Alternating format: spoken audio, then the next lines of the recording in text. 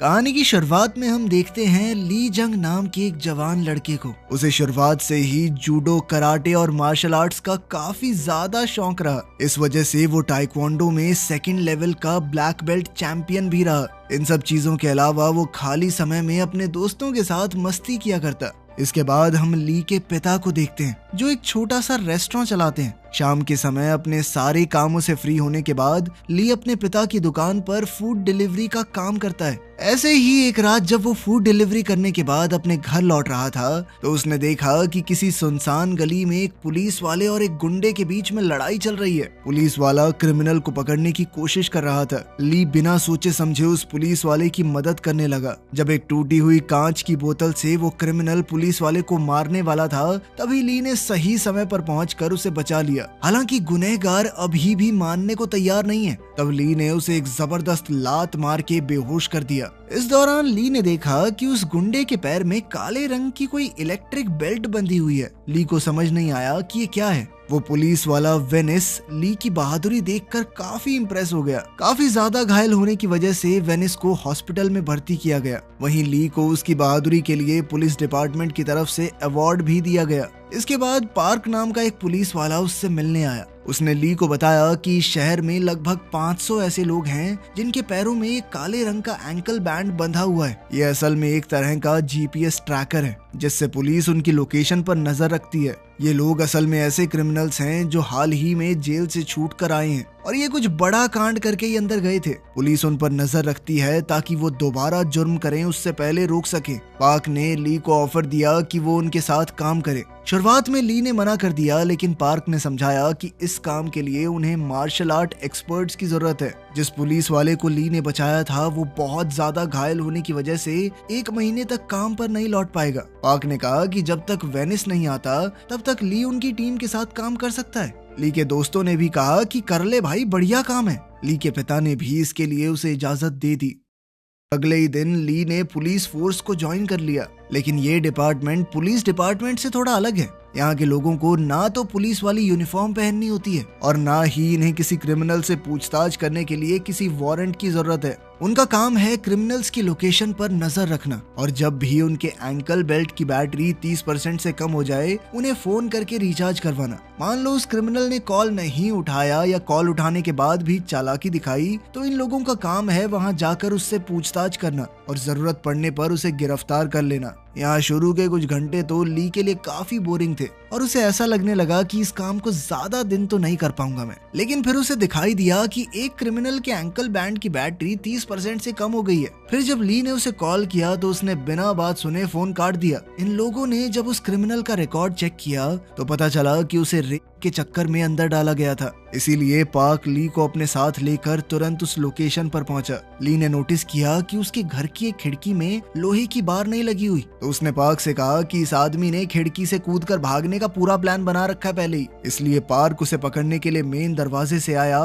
जबकि ली बाहर खड़ा हुआ उसके खिड़की से कूदने का इंतजार ही कर रहा था। वहां पहुंचकर पार्क को पता चला कि ये क्रिमिनल बिल्कुल नहीं सुधरा। वो अभी भी किसी लड़की के साथ जबरदस्ती करने की कोशिश कर रहा था। फिर पार्क से बचने के लिए वो तुरंत ही खिड़की से कूदकर बाहर भागा, लेकिन वहां तो ली उसका पहले से इंतजार कर रहा था। उसने तुरंत ही उसे एक लात मार के अपने कब्जे में ले लिया। यहाँ पार्क भी ली की बहादुरी देखकर काफी खुश हुआ। फिर ये लोग उसे अरेस्ट करके अपने साथ ले गए। इस पूरे प्रोसेस के दौरान ली को महसूस हुआ कि इस काम में मजे के साथ साथ काफी ज्यादा रोमांच भी है और फिर उसने उस लड़की की इज्जत बचाई। उसने सोचा कि इससे अच्छा काम तो हो ही नहीं सकता। इसके 2 दिन बाद ये लोग एक ऐसे क्रिमिनल को पकड़ने गए जिसकी नजर वहां पार्क में खेल रहे छोटे बच्चों पर थी। ली उस घिनौने आदमी को पकड़ने के साथ साथ थोड़ा बहुत पीटना भी चाहता था, लेकिन पार्क ने उसे रोकते हुए कहा कि हम ऐसा नहीं कर सकते, वरना कल को इन्वेस्टिगेशन के दौरान हमारे ऊपर भी कार्रवाई हो सकती है। ली इस काम में हर रोज कुछ नया सीख रहा था और पार्क भी उसकी बहादुरी से काफी खुश है। फिर उसने ली को ऑफर दिया कि क्या वो आज रात उसके साथ डिनर करेगा। तो ली ने पूछा, मैं अपने दोस्तों को भी ले आऊं? फ्री का खाना उन्हें भी बहुत पसंद है।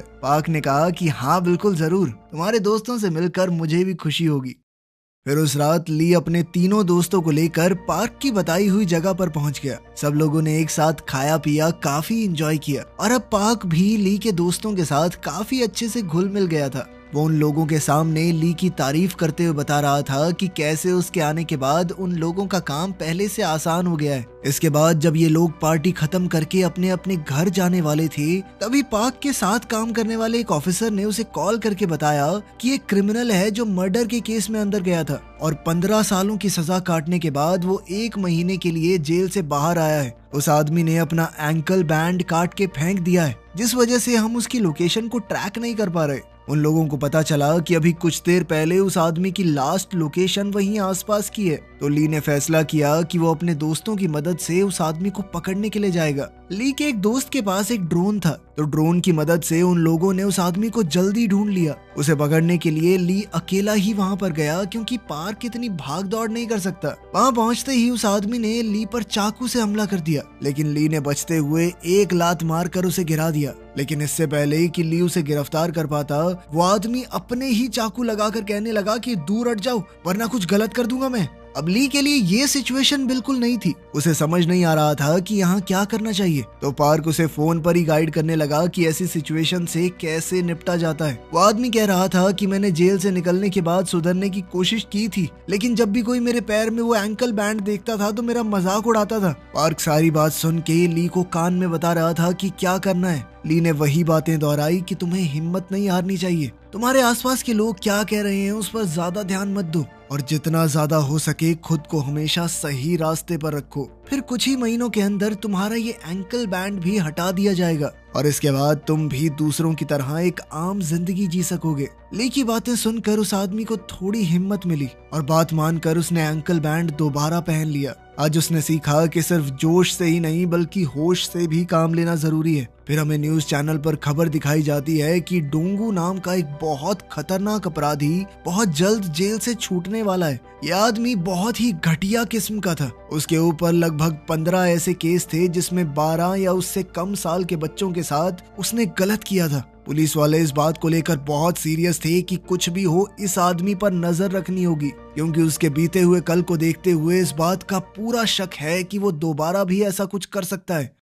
कुछ दिन बाद ली बाजार से गुजर रहा था। उसने रेस्टोरेंट में बैठे हुए एक ऐसे आदमी को देखा जिसके पैरों में वो एंकल ब्रेसलेट लगा हुआ था। वो आदमी जिस तरह से वेट्रेस को छूने की कोशिश कर रहा था, उसे देखते ही ली समझ गया कि इसके इरादे गंदे हैं। इसलिए उसने तुरंत अपने ऑफिस पहुंचकर उस आदमी की हिस्ट्री चेक की और यहाँ उसे पता चला कि यह आदमी बलात्कार के केस में अंदर गया था। चार्जिंग ना होने की वजह से उसका एंकल बैंड भी बंद हो गया था। तो ये सारी बातें यही इशारा कर रही थी कि वो जरूर कोई कांड करने वाला है। फिर ली और पार्क उसी एरिया में पहुंचकर उसे कुछ ऐसी दुकानों में ढूंढने की कोशिश करने लगे जिन दुकानों पर सिर्फ लड़कियां काम करती हैं। वहीं दूसरी तरफ ये क्रिमिनल सबकी नजरों से बचते हुए एक ऐसी नाई की दुकान पर पहुंचा जिसकी ओनर एक औरत थी। इस आदमी ने उसे मार पीट कर काफी हद तक अपने कंट्रोल में ले लिया, लेकिन सही समय पर वहां पहुंचकर ली ने उसे बहुत मारा और इस तरह एक बार फिर से ली ने क्राइम होने से पहले ही रोक दिया। इसके बाद पुलिस वालों के बीच मीटिंग चल रही है कि डोंगू नाम के उस क्रिमिनल पर कौन सी टीम नजर रखेगी। पार्क ने कहा कि हमारी टीम में ली जैसा एक जाबाज आदमी है, तो मैं चाहता हूँ डोंगू की जिम्मेदारी हमारी टीम को मिले।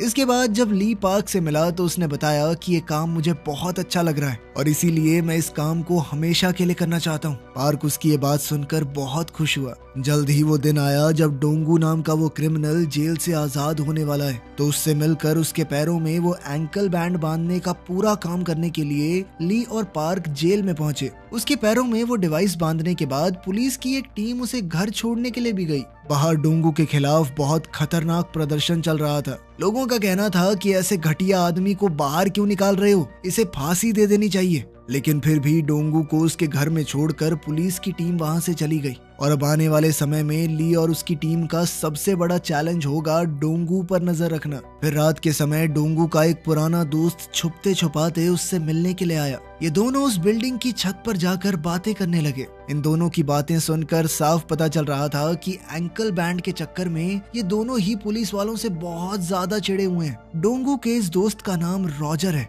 और कुछ साल पहले तक ये दोनों एक ही जेल में बंद हुआ करते थे। फिर उसने डोंगू से पूछा कि उस लेटर में मैंने तुम्हें जो ऑफर दिया था, क्या तुमने उस बारे में सोचा? डोंगू ने कहा कि वो काम मैं करना तो चाहता हूँ, लेकिन इस एंकल बैंड के चक्कर में थोड़ा डर रहा हूँ। लेकिन फिर रॉजर ने कहा कि तुम पुलिस वालों से मत डरो, वो सब हम संभाल लेंगे।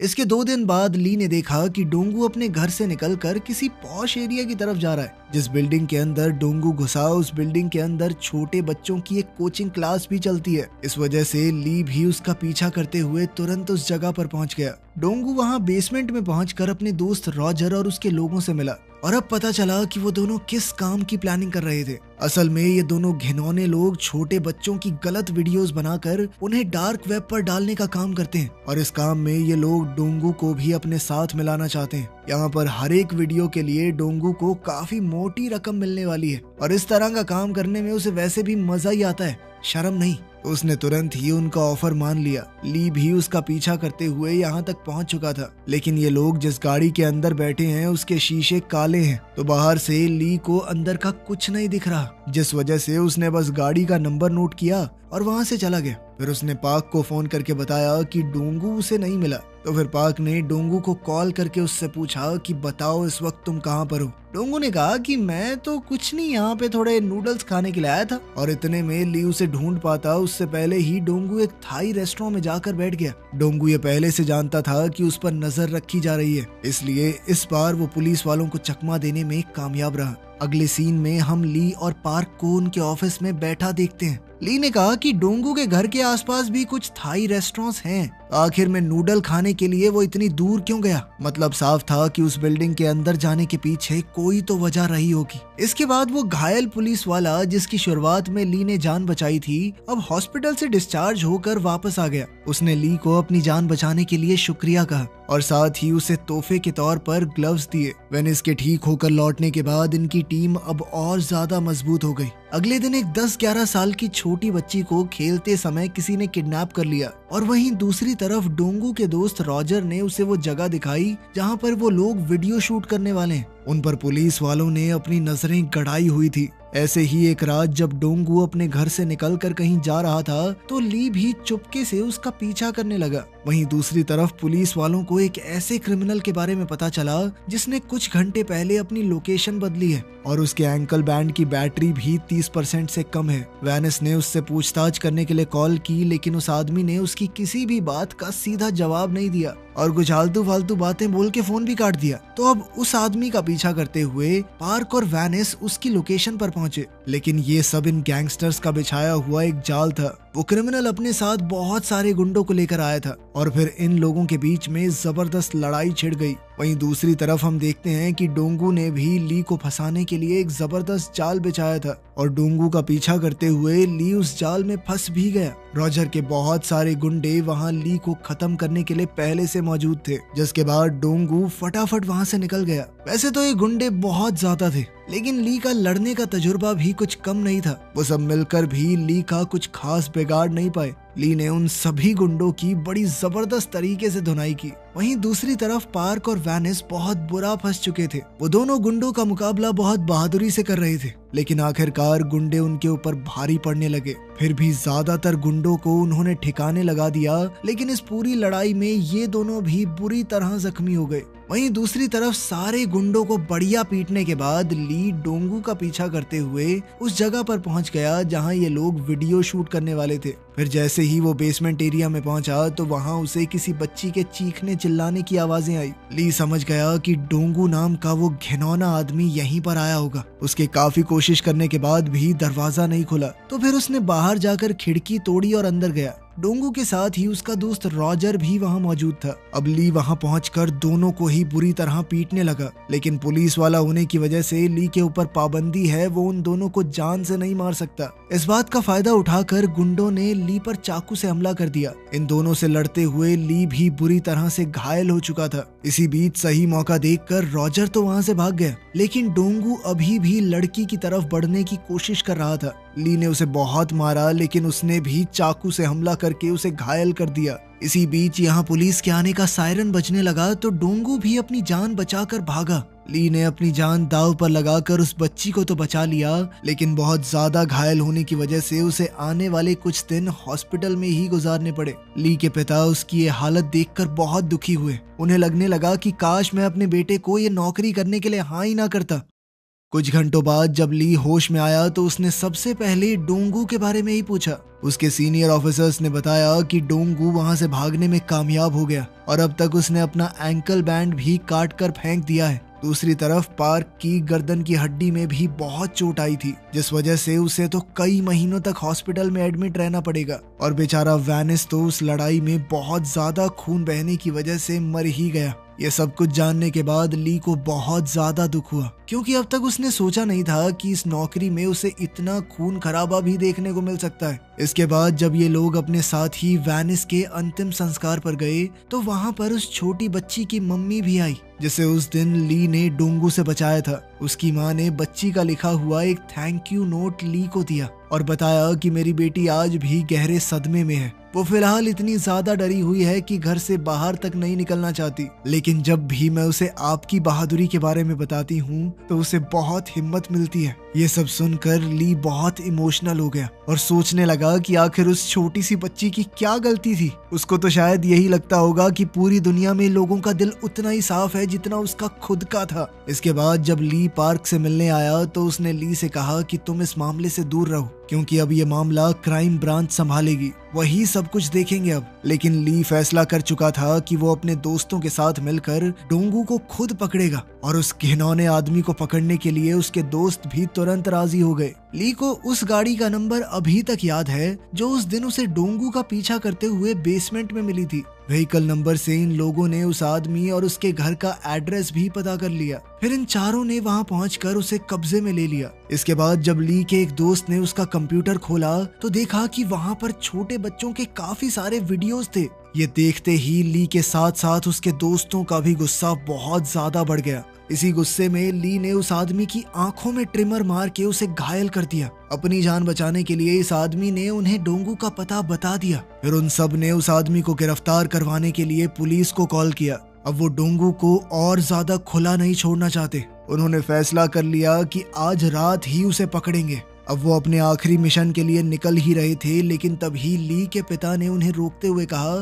कि इस काम में बहुत खतरा है और मैं नहीं चाहता कि तुम अब आगे इस तरह का काम करो। इस पर ली ने अपने पिता को समझाया कि वो इंसान जानवरों से भी बदतर है, इसलिए अगर हमने उसे जल्द से जल्द नहीं पकड़ा तो वो इस तरह के क्राइम आगे भी करता रहेगा और अगर बाकियों की तरह हम भी सिर्फ अपना अपना सोचकर जीने लगे तो ऐसे ही क्राइम बढ़ता रहेगा सोसाइटी में। ली के पिता ने भी इस बात को समझा कि उनका बेटा बहुत समझदार हो चुका है और अब वो डोंगू को खत्म किए बिना रुकने वाला नहीं है। इसके बाद चारों दोस्त उस एरिया में पहुंचे जहां डोंगू इस समय रुका हुआ था। वो एक एक करके वहां के सारे होटलों में उसे ढूंढने लगे। इसी दौरान ली के एक दोस्त को डोंगू की लोकेशन का पता लगा। वहाँ काफी सारी खाने की प्लेट्स और दारू की बोतलें देखकर वो समझ गया कि डोंगू अकेला तो नहीं है, उसके साथ यहाँ काफी लोग होंगे। डोंगू के साथ ही उसका दोस्त रॉजर भी यहाँ पर था और इस एरिया के काफी सारे गुंडे भी इस वक्त वहीं मौजूद थे। ली ने अपने दोस्त को वहाँ से हटकर एक सेफ जगह पर जाने को कहा। फिर इसके बाद वो अकेला ही उन सारे लोगों से भिड़ गया। इधर ली के दोस्त अपने ड्रोन से इस पूरी फाइट पर नजर बनाए हुए थे। काफी सारे होने के बावजूद भी ये गुंडे ली का मुकाबला नहीं कर पाए। ली के सर पर खून सवार था। उसने एक एक करके सबकी बढ़िया धुनाई की। अब बाकी गुंडों ने मिलकर ली का ध्यान भटकाया तो इस मौके का फायदा उठाकर डोंगू वहां से भाग लिया, लेकिन ली के दोस्त अपने ड्रोन कैमरा से डोंगू का पीछा करते रहे। कुछ ही मिनटों में ली ने उन सबको सबक सिखा दिया और अब वो अपने आखिरी टारगेट डोंगू को पकड़ने के लिए उसके पीछे गया। ली इस वक्त अपने दोस्तों के साथ कॉल पर कनेक्टेड था और वो कैमरा में देखकर डोंगू की लोकेशन उसे बिल्कुल सही बता रहे थे। फिर एक जगह पहुंचकर ली ने उसे पकड़ ही लिया और इसके बाद दोनों के बीच में जबरदस्त लड़ाई शुरू हो गई। ली का मुकाबला करते हुए ये साफ हो गया कि डोंगू भी कोई कच्चा खिलाड़ी नहीं है। ली को भी इस लड़ाई में बहुत मार पड़ी। फिर एक समय ऐसा आया जब डोंगू ने ली को लगभग हरा ही दिया था, लेकिन ली के दोस्तों ने ड्रोन की मदद से डोंगू को घायल कर दिया और वहीं ली को उस छोटी बच्ची के बारे में याद करके बहुत ज्यादा गुस्सा आ गया। वो इस बार उठा तो उसने डोंगू को बहुत बुरी तरह मार मार के बेहोश कर दिया। डोंगू के अंदर अब बिल्कुल भी लड़ने या भागने की हिम्मत नहीं थी। फिर ली उसे हथकड़ियां पहनाकर अपने साथ ले गया आखिर में ली को उसकी बहादुरी के लिए सम्मानित किया गया और उसे बधाई देने के लिए वो बच्ची भी घर से निकल कर आई। अब बच्ची काफी हद तक उस सदमे से बाहर आ चुकी है और उसका चेहरा फिर से खुशी से भर गया था। ली समझ गया कि उसे दुनिया में सिर्फ यही काम करना है, कोई और चीज उसे ये खुशी नहीं दे सकती। वीडियो पसंद आई तो लाइक कर देना, चैनल को सब्सक्राइब कर लेना। मिलते हैं अगली वीडियो में।